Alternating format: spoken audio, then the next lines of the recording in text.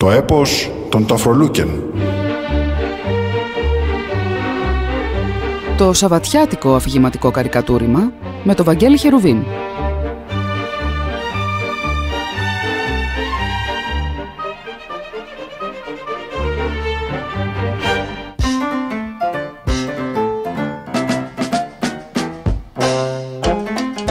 Στις νέες εποχές του ήχου, η Σοφία Εξερικού.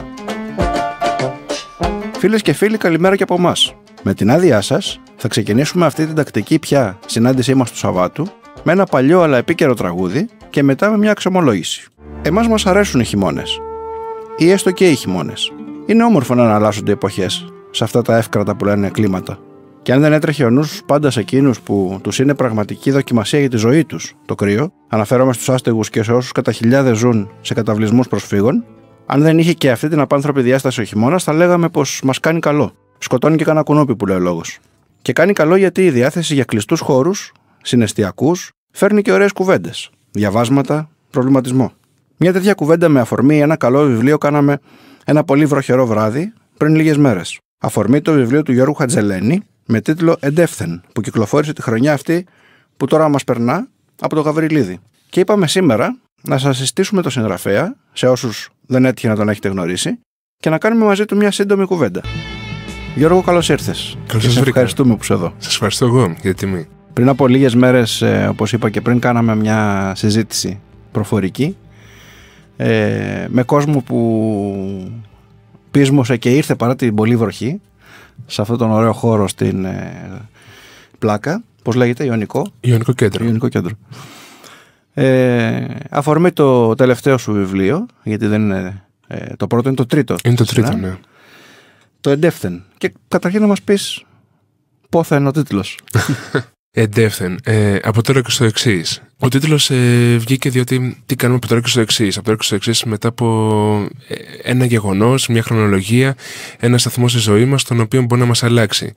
Οπότε τα γκρεμίζουμε όλα, στείλουμε νέες βάσεις και πάνω σε αυτές, πιο γέρες από τις προηγούμενες, και πάνω σε αυτές προσπαθούμε να κάνουμε βήματα για το επόμενο στάδιο, για το επόμενο επίπεδο της ζωής μας, της καθημερινότητάς μας, των σχέσεών μας με τους ανθρώπους και την εικόνα που έχουμε για τον κόσμο και τη ζωή. Από ό,τι βλέπω και στο αυτή που λένε εδώ του βιβλίου, είσαι παιδί της δεκαετίας του 80. Επομένως, μπορώ να κλάβω το «Εντεύθεν» όπως το τοποθέτησες, έτσι, πιθανόν μετά από μια προσωπική στροφή ή μια προσωπική αλλαγή οπτικής, να υποθέσω. Ένα αυτό και ένα δεύτερο, το γενικότερο ιστορικό, «Εντεύθεν», από κάποια γεγονότα και μετά. Δεν ήταν απότομη στροφή. Η στροφή έρχεται σιγά σιγά. Καμιά φορά γίνεται και απότομα, αλλά έρχεται σιγά σιγά μέσα από κουβέντες, μέσα από διαβάσματα, ταινίες, ταξίδια. Και σιγά σιγά λιθαράκι χτίζεις ένα χαρακτήρα. Όσον αφορά το βιβλίο, έβαλε σαν αφορμή τον ήρωα ο οποίος κατεβαίνει στο νησί του να μελετήσει την ιστορία του τόπου του. Να πούμε εδώ ότι αναφέρεσαι στοιχείο, έτσι. Ναι, στο νησί του είναι στοιχείο, ναι. Που Χίος έχει μια ιδιαίτερη ιστορία με την κατοχή. Ήταν το μόνο νησί το οποίο το κατήχαν οι Γερμανοί. Ήταν κομβικό σημείο για το Αιγαίο. Και είναι και ένα κομμάτι επειδή η Χίος είναι μια κλειστή κοινωνία που κανείς δεν το έχει πειράξει. Γιατί υπήρχαν άνθρωποι μέχρι πρόσφατα εν ζωή που είχαν δράσει την περίοδο της κατοχής και μετέπειτα. Και έχουμε ένα μεγάλο κενό μνήμης, είτε από αδιαφορία, είτε επειδή το σχολείο, η οικογένεια, η κοινωνία δεν μας έδωσε την ευκαιρία να το ξύσουμε και να δούμε τι υπάρχει κάτω από αυτή την ανοιχτή πληγή.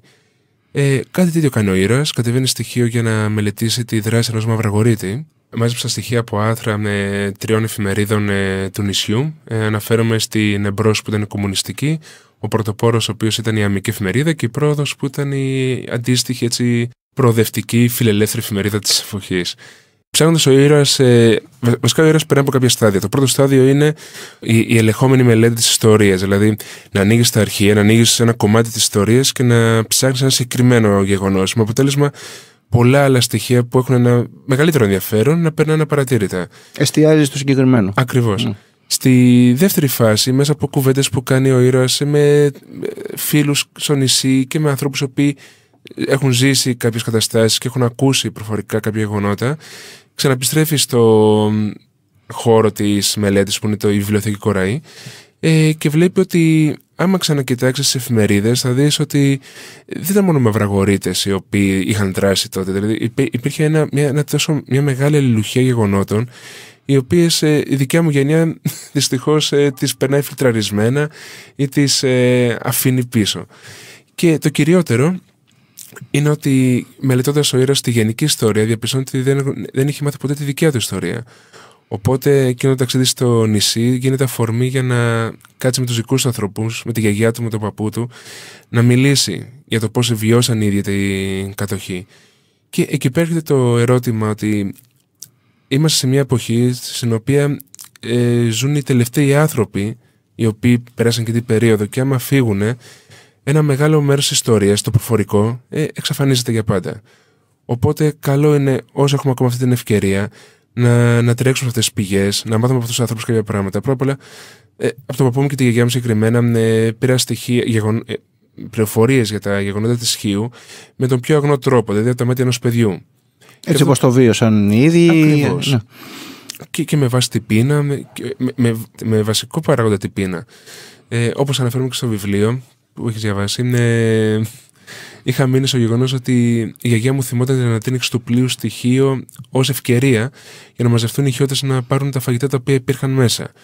Ενώ κοιτώντας εγώ μετά τα στοιχεία από τις εφημερίδες του βιβλιοθήκη του Σκοραή, βρήκα στοιχεία ότι ποιο ήταν αυτό το πλοίο, ήταν σουηδικό, του Ερυθρού Σταυρού. Ποιοι το ανατινάξανε, ήταν Βρετανοί.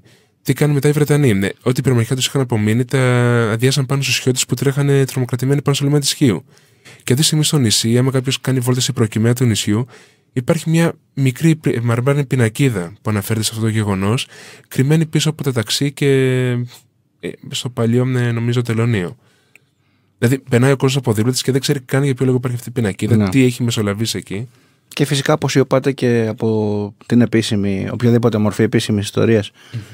Δεν ήταν έτσι τυπικό δείγμα ιστορίας που πολύ στρωτά βόλευε τους νικητές του Δεύτερου Παγκοσμίου. Έτσι, ήταν από τα σκοτεινά σημεία. Ακριβώς. Δεν νομίζω ότι κρύβεται την επίσημη ιστορία. Είναι ότι το σύστημα δεν σε αφήνει να κοιτάξει αυτό. Είναι πιο ύπουλο. Μοιάζει η αφήγησή σου σαν να οι φίλοι και οι παλιοί συμμαθητές του πρωταγωνιστή, του ανθρώπου που αφήγεται, να εκπροσωπούν τον κοινωνικό περίγυρο, την κοινωνία με μία λέξη, και σιγά σιγά αυτοί οι κύκλοι καταλήγουν μέσα στο σπίτι και μέσα στις αναμνήσεις της ίδιας γιαγιάς, η οποία πιο πολύ εκείνη μεταφέρει και του παππού την ιστορία. Ο παππούς είναι πιο λίγο μίλητος και με τη βοήθεια του ούζου καμιά φορά αποσπώνται αναμνήσεις και πληροφορίες που όμως ανατρέπουν εντελώς την αντίληψη την αρχική που είχε ο ερευνητής, νεαρός ερευνητής για την ιστορία, και ίσως και το θέμα του. Δεν ξέρω αν στο τέλος φεύγει από το νησί έχοντας το ίδιο θέμα στο μυαλό του που είχε πηγαίνοντας, ή τον ενδιαφέρε πλέον πιο καθημερινά πράγματα της ζωής των ανθρώπων. Βασικά σοκάρεται ότι είχε στα χέρια του ένα θησαυρό και δεν τον ήξερε μέχρι τη στιγμή που πιάνει κουβέντα με τον παππού του και τη γιαγιά του. Όσον αφορά τον περίγυρο, δυστυχώς είναι ένα βαρύδι στασιμότητας. Πολλές φορές πρέπει να πηγαίνεις με τα νερά των ανθρώπων γύρω σου για να μπορείς να είσαι κοινωνικός, αλλά αυτό το πράγμα δεν σε βοηθάει στην δικιά σου πρόοδο. Ενώ την πνευματική, την ανθρώπινη. Σκοπός είναι ότι να κάνεις το ένα βήμα παραπέρα και μαζί με αυτό να βοηθήσεις κόσμο να σε ακολουθήσουν με κάθε τρόπο, μέσα από κουβέντες, ακόμα και μέσα από το βιβλίο, μέσα από ένα ουζάκι. Ίσως γιατί και τα νερά αυτά που λες των ανθρώπων δεν είναι καμιά φορά τα μόνα δυνατά. Η φορά τους δεν είναι η μόνη δυνατή. Υπακούν και αυτά σε φίλτρα που νομίζουν ότι πρέπει να βάζουν οι άνθρωποι. Και δυσκολεύονται να είναι άμεση όπως καταφέρνει ένας εγγονός να είναι με τη γιαγιά και τον παππού, ας πούμε. Και δεν είναι μόνο αυτό. Είναι ότι και μια κλειστή κοινωνία, μια συντηρητική κοινωνία, έχει και πιο στάσιμα νερά από ότι μια απρόσωπη κοινωνία της μεγαλοπόλης, όπου ο καθένας προσπαθεί να βρει τη δικιά του δίωδο μέσα στο κομφούζο που επικρατεί. Διαβάζοντας, έτσι προχωρώντας το βιβλίο με, πρέπει να πω, εντατικό ρυθμό, λίγες μέρες πριν από αυτή τη συζήτηση, κατάλαβα ότι κάνεις μια διαδρομή από το γενικότερο που σε ενδιαφέρει να μεταφέρεις και την φιλοσοφία σου για τη ζωή, για την ζωή στην πόλη, για τη ζωή στην πατρίδα της παιδικής ηλικίας, για τη σχέση των ανθρώπων εκεί, για τη σχέση των ανθρώπων στη μεγάλη πόλη που χάνονται. Έχεις ένα τέτοιο επίπεδο ανάλυσης, φιλοσοφία ας πούμε της καθημερινής ζωής, αλλά με την απρόσωπη έννοια. Μετά περνάς στις σχέσεις των ανθρώπων και των φίλων και των συγγενών, και για να καταλήξεις στον πυρήνα που είναι η πιο συναισθηματική σχέση που βγάζει ο πρωταγωνιστής με τους παππούδες του, τη γιαγιά και τον παππού, πιο πολύ με τη γιαγιά, και που εκεί πλέον είναι σε μια αμεσότητα, δεν θέλω να πω συγγενικού τύπου, γιατί δεν είναι όλες οι συγγενικές σχέσεις έτσι, αλλά μια συναισθηματική νοημοσύνη κουβαλάει αυτό το πράγμα, όπως αντίστοιχα η ανάλυση σου η κοινωνική κουβαλάει την νοημοσύνη, την κατανόηση της πραγματικότητας ενός ανθρώπου της γενιάς σου, και την διάθεσή του να φιλοσοφήσει πάνω στο τι έχει πάει στραβά στις σχέσεις. Πάνω σε αυτό το κομμάτι, όσο ζούσα ακόμα η προγιαγιά μου που είχε έρθει από Σμύρνη πρόσφυγα σε στοιχείο και είχε περάσει όλη αυτή τη ταλαιπωρία που παίρνουν τώρα οι πρόσφυγες, δηλαδή το καράβι δεν τη δέχτηκε στο Ιχείο, πήγε από Πάρο Πειραιά μέχρι να καταλήξει πάλι Ιχείο. Μέχρι το 2006 που ζούσε την αποκαλούσαμε κινητή ιστορία.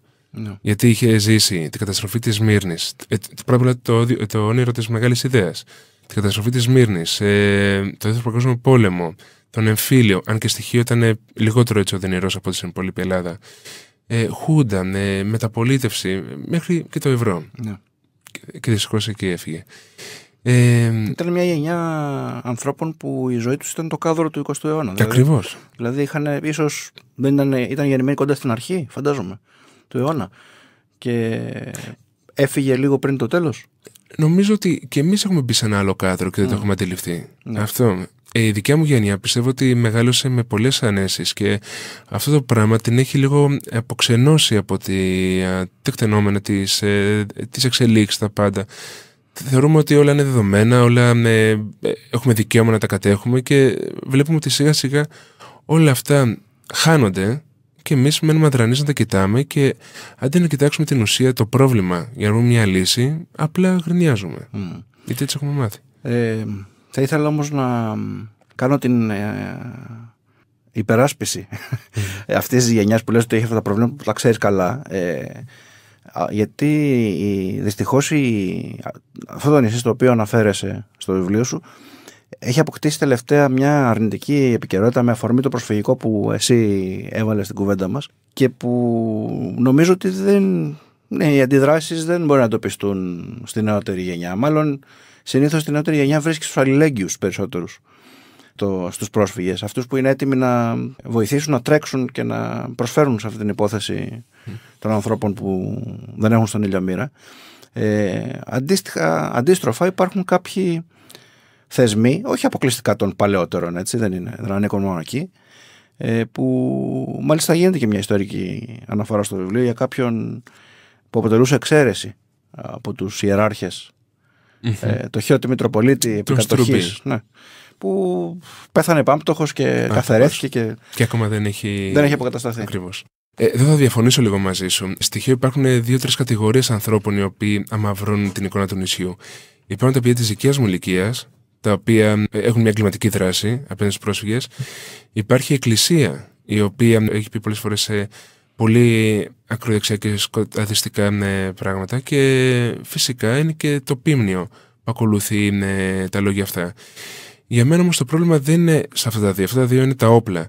Για μένα το πρόβλημα είναι η αστική τάξη. Οι άνθρωποι οι οποίοι φοβούνται μην χάσουν αυτά τα λίγα τα οποία τους έχουν απομείνει, και παντός πάνω σε αυτόν τον φόβο δίνουν ανοχή προς τους νεοναζί και τους φασίστες οι οποίοι δρούν αυτή τη στιγμή στο νησί μου. Τους αφήνουν λίγο να κάνουν τη βρώμικη δουλειά. Ακριβώς. Αλλά μετά τα γεγονότα της Σούδας που γίνανε πριν 2 εβδομάδες, ανήμερα της 17 Νοέμβρη, έχω την εντύπωση ότι η κοινωνία στοιχείο τρομοκρατήθηκε. Είδαν ότι οι άνθρωποι αυτοί δεν παίζουν, ότι θέλουν ένα νεκρό, και αν τελικά φτάσουν στο σημείο να μετράμε ένα νεκρό από ανθρώπινα χέρια και όχι από φυσικά αίτια, θα προκληθεί ένα χάος. Και γι' αυτό το λόγο δράσαμε οι αλληλέγγυοι, όλοι οι άνθρωποι οι οποίοι πιστεύουν σε κάτι άλλο και καταφέρουν να διοργανώσουν μια δυνατή αντιφασιστική εκδήλωση μια εβδομάδα μετά από αυτά τα γεγονότα. Σκοπός είναι να δείξουμε ότι η κοινωνία έχει αφυπνιστεί και ότι πλέον δεν ανέχεται την εγκληματική δράση κάποιων ανθρώπων στο νησί, οι οποίοι δυστυχώς είναι η μειοψηφία. Μάλιστα. Επειδή ο χρόνος, όπως συνηθίζουμε να λέμε εμείς εδώ, είναι πολύ περιορισμένος ο ραδιοφωνικός, να τα χρησιμοποιήσουμε όλα αυτά σαν αφορμή για σκέψη, να διαβάσουμε το εντεύθεν και να είναι αφορμή από εδώ και στο εξής, όπως εξηγείς και εσύ, να αναστοχαστούμε μερικά πράγματα για την καθημερινή μας ζωή και για το από πού ερχόμαστε και πού θα πάμε. Μακάρι. Σε ευχαριστώ που ήσουν εδώ. Εγώ σε ευχαριστώ. Σαββατιάτικα. Εγώ σε ευχαριστώ.